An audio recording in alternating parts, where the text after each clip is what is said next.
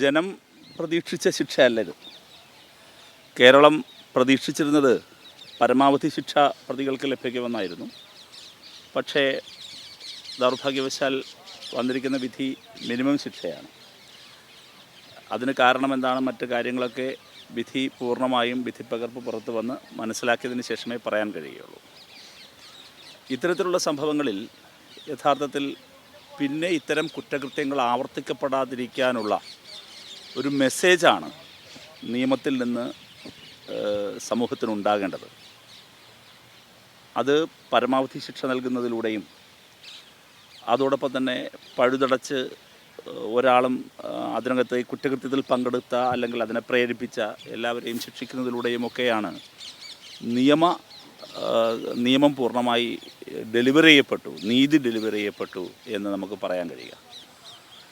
തീർച്ചയായിട്ടും ഇക്കാര്യത്തിൽ ഗവൺമെൻറ് നേരത്തെ തന്നെ ഗവൺമെൻറ് നിലപാട് വ്യക്തമാക്കിയിട്ടുണ്ട്. വിധി പഠിച്ചതിന് ശേഷം ഗവൺമെൻറ് ഇത് സംബന്ധിച്ച് അപ്പീൽ പോകുമെന്നും അറിയിച്ചിട്ടുണ്ട്. അപ്പോൾ ഇനി നമുക്ക് അപ്പീലിൽ പ്രതീക്ഷ അർപ്പിക്കാം. അതിജീവിതയ്ക്കൊപ്പം നമുക്കെല്ലാവർക്കും ഒരുമിച്ച് നിന്ന് പിന്തുണ പ്രഖ്യാപിക്കാം എന്ന് മാത്രമേ ഇപ്പോഴത്തെ പറയാൻ. പ്രതീക്ഷിച്ച വിധിയല്ല ഞാൻ പറഞ്ഞത്, പ്രതീക്ഷിച്ച ശിക്ഷയെക്കുറിച്ചാണ് പറഞ്ഞത്. അതെങ്ങനെ? ഒരിക്കലുമല്ല. അതെങ്ങനെ പ്രോസിക്യൂഷൻ പറയാം? അതാണ് പറഞ്ഞത്, ആ പോയിൻ്റാണ് പറഞ്ഞത്. പ്രോസിക്യൂഷൻ ഏറ്റവും ഫലപ്രദമായാണ് പ്രവർത്തിച്ചത്. മാത്രവുമല്ല, നിങ്ങൾക്കറിയാവുന്നതുപോലെ വളരെ പവർഫുള്ളായിട്ടുള്ള ഒരാൾ, പവർഫുൾ എന്ന് പറഞ്ഞാൽ ഫിലിം ഇൻഡസ്ട്രിയിലെ വളരെ പവർഫുള്ളായിട്ടുള്ള ആളുകളായിരുന്നു ഇതിൻ്റെ പിന്നിൽ ആരോപണ വിധേയരായി വന്നത്.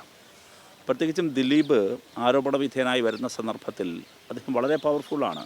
Film industry as a whole അദ്ദേഹം അടക്കി വാഴുന്നൊരു കാലമാണ്.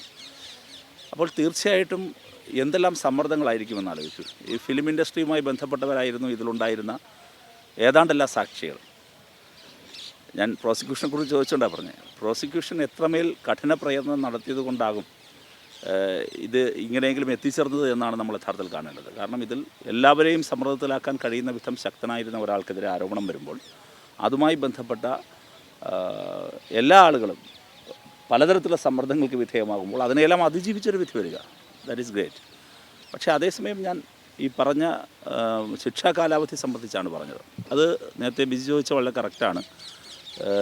ശിക്ഷ പരമാവധിയാവുക എന്ന് പറയുമ്പോഴാണ് ഈ ഒരു സന്ദേശം കൊടുക്കണമല്ലോ. പ്രത്യേകിച്ച് നിർഭയ സംഭവത്തിനെല്ലാം ശേഷം രാജ്യത്ത് ഇത്തരം സംഭവങ്ങൾ വളരെ പ്രധാനപ്പെട്ട കാര്യമായിട്ടാണ് നമ്മൾ കാണുന്നത്. അത് വരുന്ന ശിക്ഷ എന്തുകൊണ്ടാണ് സമൂഹം ഉറ്റുനോക്കുന്നത്?